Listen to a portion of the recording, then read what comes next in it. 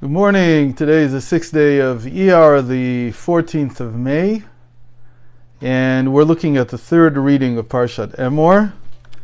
We're going to start.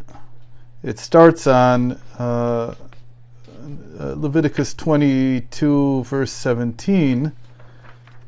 And today we're going to talk about a topic that we really have never touched upon in any way, shape, or form, as far as I remember, and it's actually a central topic in the Torah, one that really needs to be discussed, and maybe even in some sense it takes priority over a lot of the other topics that we've talked about. And there's no simple translation for the name of this topic, but in Hebrew it's such a concept. There's not a person who doesn't know this concept in Hebrew. It's called Tsar Ba'alei Chaim, and it means having mercy or having compassion on animals. And the source of all of this, which we could have done a long time ago, is in Parshat Mishpatim in Exodus,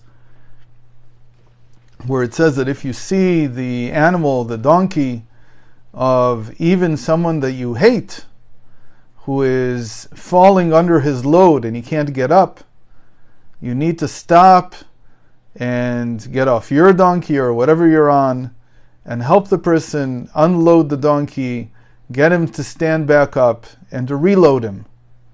And the reason this is done, and this is what the Torah is stressing by saying that it's even a person that is your hate, someone that you hate who hates you, is that has nothing to do with the donkey. The donkey is not to blame.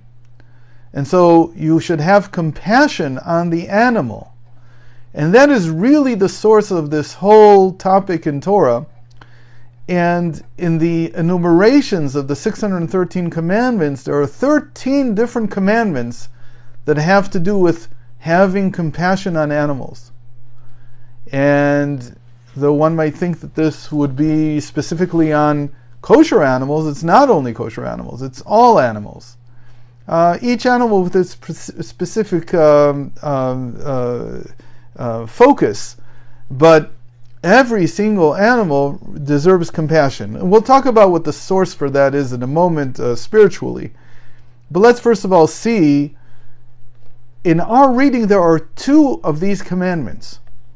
And so let's look at them. The first one is in we're chapter 22 in Leviticus, verse 24. And I'll read it from the English because I really cannot translate these words into English. I don't know how to translate them. You must not offer up to God any animal whose testicles are squashed or crushed or disconnected or severed. So this is a simple thing, and it has to do with what we talked about yesterday, blemishes or defects in an animal, which is the same as defects and blemishes in people. Just as priests who have a defect cannot approach the altar, so an animal, a kosher animal that is kosher for sacrifice, cannot be placed on the animal if it has any of these defects. Obviously here we're talking about a male. The Torah then adds in three words in Hebrew. In English it's a little bit longer. You must not do so in your land. Uvartzachem lo ta'asu. What does that mean? So on the face of it, it's not even clear. What do you mean, not do what this seems to be like a defect. But this is not a defect. The fact that the animal has severed or disconnected seminal ducts is not something that happens in nature. This was done by its owner. And maybe many reasons why animals are neutered, right? The Torah forbids us from doing this. We're not allowed to neuter an animal. This is true, by the way, by dogs and cats and everything else. There's no difference here. Torah, even though this verse is about animals that are being sacrificed, meaning that it's a kosher animal, it must be an ox or a sheep or a goat. However, the sages learn that because of the switch here, Uvartzachem lo ta'asu, in your land, and in your land contains all the animals, therefore it is a prohibition from the Torah to neuter any male or female also. Even though the Torah only forbids the males, the sages forbade us from doing this to the females as well. And this is a big issue because a lot of people neuter their pets. You can't hold a pet if you're going to neuter them. This is a prohibition, like to tell you that it's like desecrating the Sabbath is not exactly true, but it's of the same level. So the other thing that they learn from this is, surprisingly, that it's not only in your land, it's not only in the land of Israel, but rather it's in the entire world. There's no difference. So this is the first commandment, which is a surprise to most people who don't know this, who don't know that it is forbidden. We are forbidden from neutering animals, unless it's to save the animal itself, of course. It could be that this animal itself has to be neutered for its own health, but it really has to be for its health. It's really to save it. For instance, if he has some kind of disease in his testicles and we have to remove them, so that's permissible. But just because we don't want it to have offspring is not a good enough reason. And that's the first commandment in our reading. The second commandment is even longer, and it starts in verse 26. God spoke to Moses, saying, "When an ox, sheep, or goat is born, it must remain in its mother's care for 7 days." In other words, we give the mother 7 days to nurse its child. And only then it will be accepted as a sacrifice for a fire offering to God from the 8th day of its life onward. You can't take the calf from the mother in the first 7 days. This is also compassion on the mother who gave birth to the animal. And there's a lot that you can try to understand from this. Why does the Torah only give it 7 days? And so on. There's a lot to talk about. But the very fact that you don't sacrifice them on the same day, in other words, you don't slaughter them on the same day, is an act of compassion for the mother. Now, we don't have enough time to go through all 13 commandments. What we want to do is talk about the principle. Where does this compassion come from? Why do we have this compassion for animals? The source of this in the soul is what we call the great animal in each of us.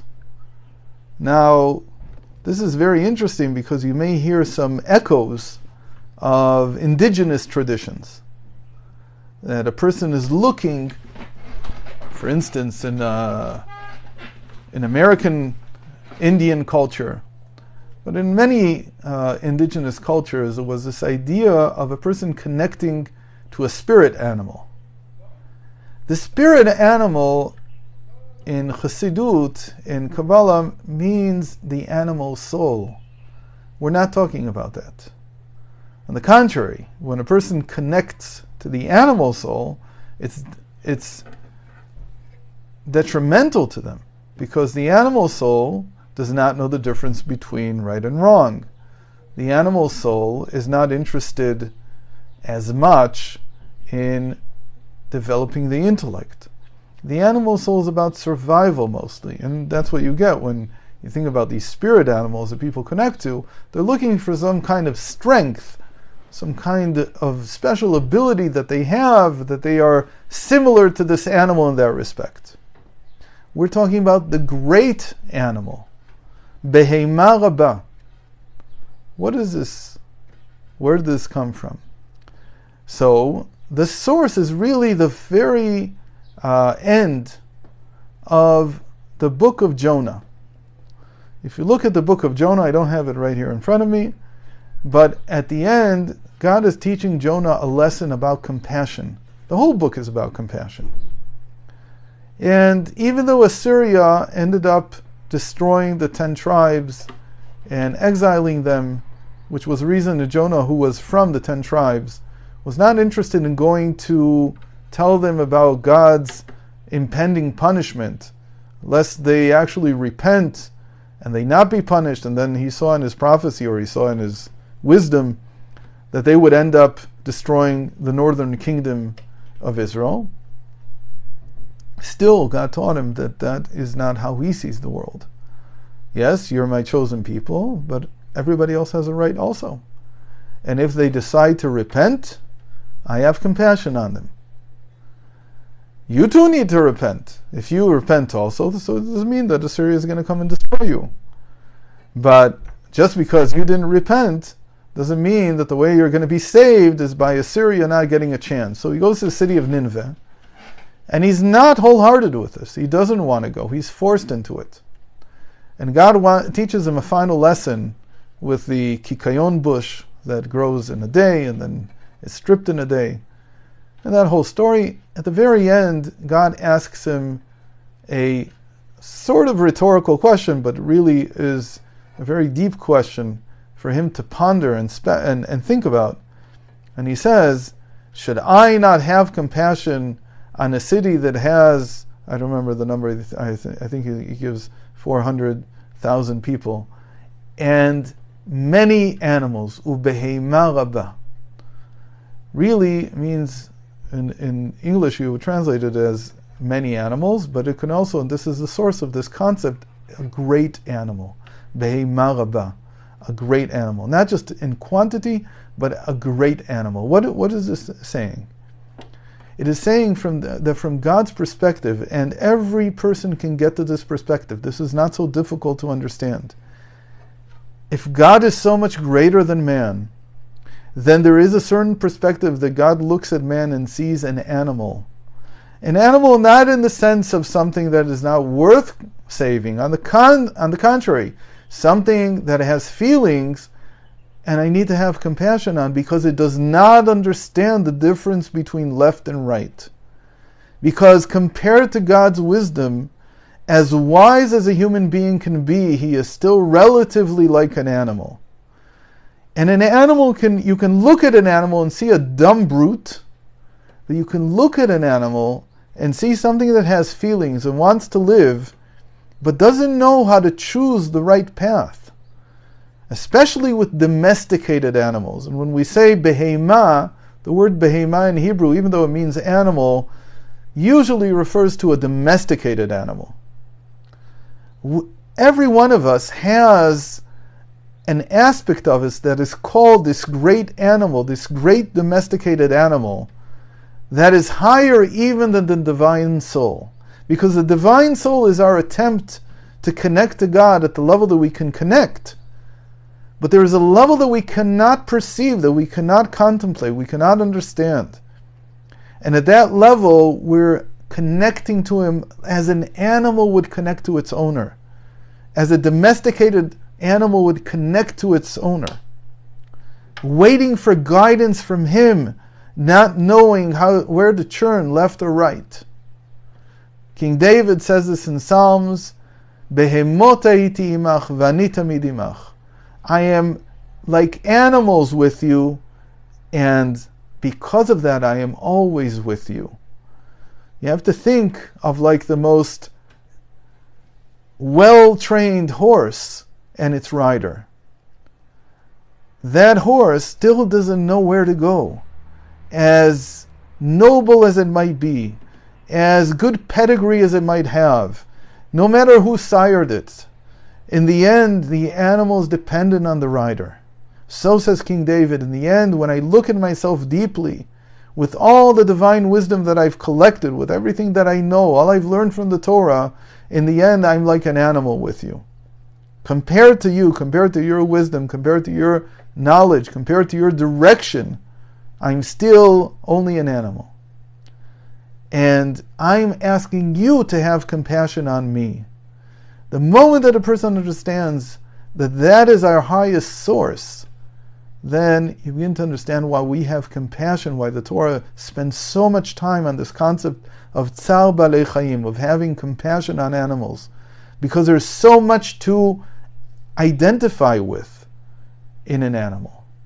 Now, obviously, we're not talking about animals that are destructive. Like if there's a wildcat that's killing our chickens, you can kill it. We're not talking about an animal that causes harm. We're mostly talking about the animals that are under our supervision, under our care. You have to have compassion for them. Any kind of domesticated animal.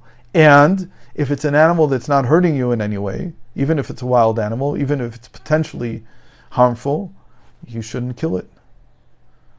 You should have compassion on it. Understanding that at the core we are the same. The Baal Shem Tov took this to a much higher level and said that if you cannot feel a brother to an ant, then you do not even begin to understand what kind of compassion God has upon you.